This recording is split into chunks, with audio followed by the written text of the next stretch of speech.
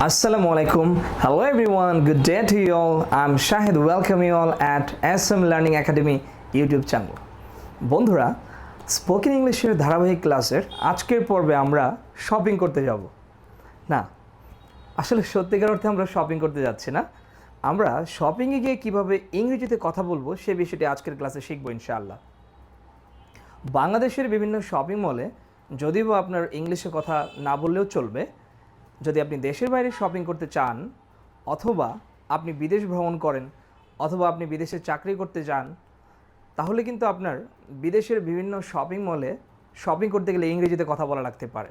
ধরুন আপনি বাংলাদেশের কোনো শপিং মলে জব করছেন, আর আপনার এই শপিং মলে ফরেনাররা কেনাকাটা করতে এসছে, তো তারা তো বাংলা ভাষা নাও জানতে পারে। সেই ক্ষেত্রে অবশ্যই আপনাকে তাদের সাথে ইংলিশে কমিউনিকেশন করতে হবে। সেই ক্ষেত্রে আপনাকে অবশ্যই জানতে হবে শপিংয়ে কী কী ইংরেজি ব্যবহার করতে হয়। তাহলে বন্ধুরা চলুন আমরা শিখে নিই শপিংয়ে ব্যবহৃত কিছু কমন ইংলিশ সেন্টেন্সেস।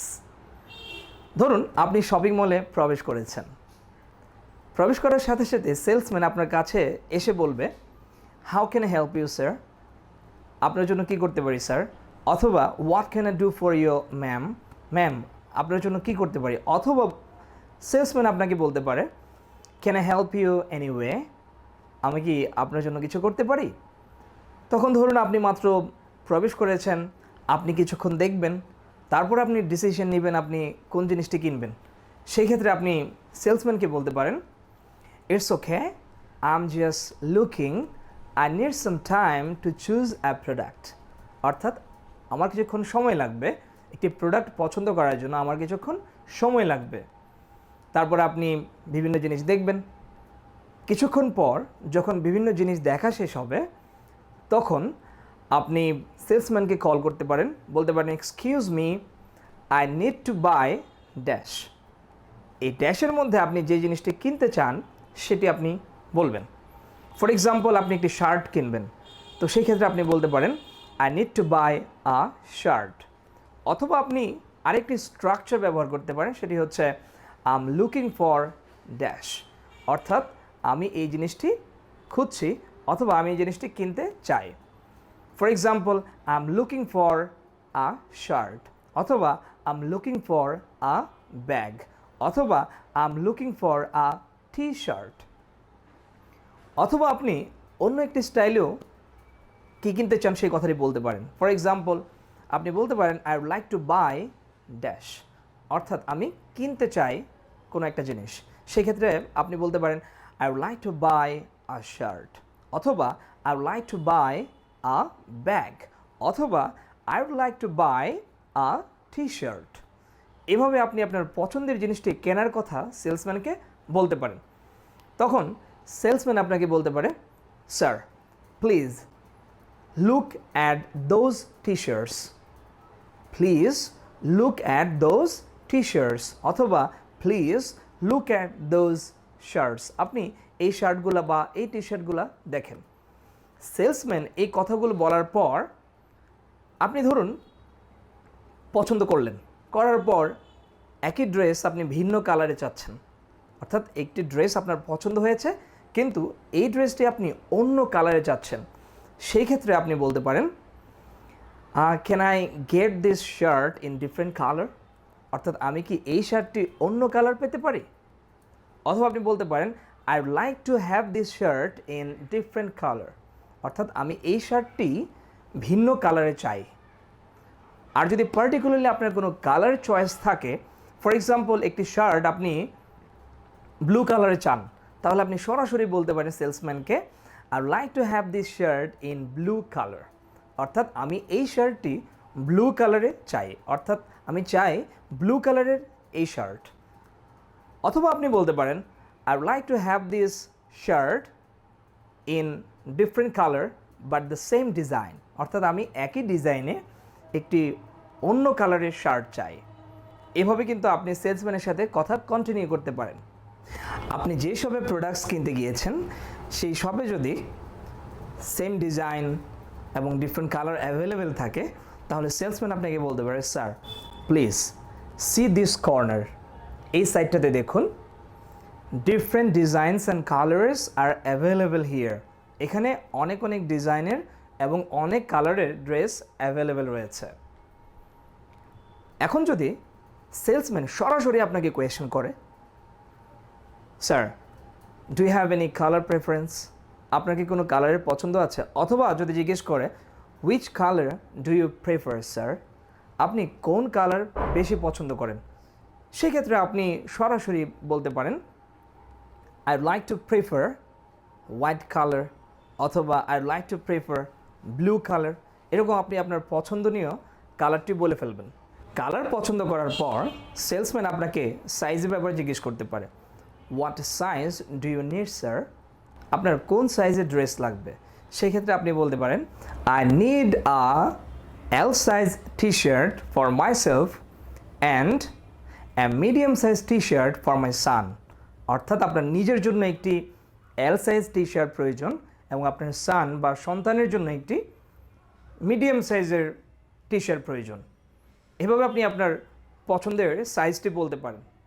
সেই ক্ষেত্রে সেলসম্যান বলবে স্যার হিয়ার আর দোজ, এই নিন, অথবা sir here you go. Here you go মানে হচ্ছে এই নিন স্যার। ড্রেস চয়েস করে তো শেষ, এখন তো পেমেন্ট করতে হবে। সেই ক্ষেত্রে আপনি সেলসম্যানকে জিজ্ঞেস করতে পারেন how much do they cost. যদি একাধিক জিনিস হয় সেক্ষেত্রে আপনি বলবেন how much do they cost. আর যদি একটি জিনিস হয়, একটি প্রোডাক্ট হয়, সেক্ষেত্রে আপনি জিজ্ঞেস করতে পারেন how much is it cost, অর্থাৎ এটির দাম কত। আর একাধিক জিনিস হলে আপনি বলবেন how much do they cost, অর্থাৎ এগুলোর দাম কত, যেগুলো আপনি পছন্দ করেছেন সেগুলোর দাম কত। অথবা আপনি বলতে পারেন হোয়াট ইজ দ্য প্রাইস, অর্থাৎ দাম কত। অথবা আপনি বলতে পারেন how much is the price, অর্থাৎ দাম কত।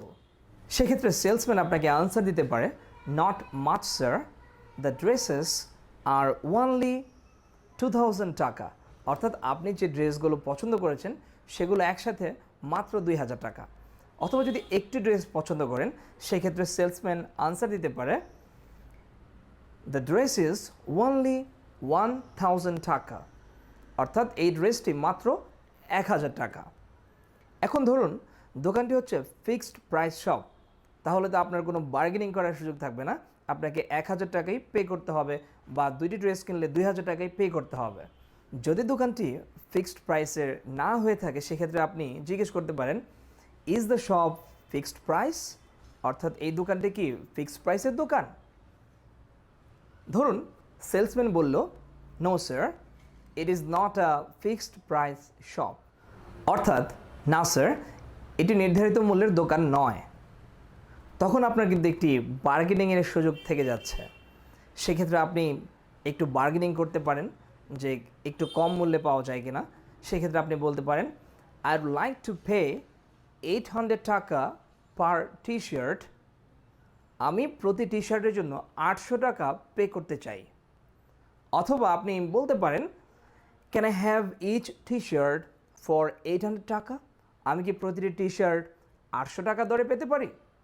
এখন সেলসম্যান যদি রাজি থাকে সেক্ষেত্রে বলবে yes sir I agree with you, হ্যাঁ স্যার আমরা আপনার সাথে একমত, মানে আমরা এই দামে আপনাকে দিতে পারবো।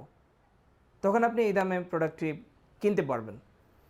আবার ধরুন কোনো শপে ডিসকাউন্ট আছে কিনা সেটি আপনি জানতে চান, সেই ক্ষেত্রে আপনি জিজ্ঞেস করতে পারেন ইজ দেয়ার এনি ডিসকাউন্ট, আপনাদের শপে কি এই ড্রেসের উপর কোনো ডিসকাউন্ট রয়েছে। তখন সেলসম্যান বলতে পারে yes sir 10% discount is available in our shop, অর্থাৎ আমাদের দোকানে 10% ডিসকাউন্ট অ্যাভেলেবেল রয়েছে। তাহলে 1000 টাকা যদি প্রাইস হয় তাহলে আপনি কিন্তু সেই জিনিসটি 10% ডিসকাউন্টে 900 টাকায় কিনতে পারছেন। ধরুন কোনো কারণে আপনি প্রোডাক্টটি রিটার্ন করতে চান, যে প্রোডাক্ট আপনি কিনেছেন আপনি বাসায় এসে দেখলেন যে আপনার সন্তানের জন্য যে ড্রেসটি কিনলেন সেটি ঠিকমতো ফিট হচ্ছে না, অথবা সেইটি পছন্দ করছে না, এবার আপনি এটি রিটার্ন করতে চান, এই ড্রেসটির পরিবর্তে আপনি অন্য একটি ড্রেস কিনতে চান।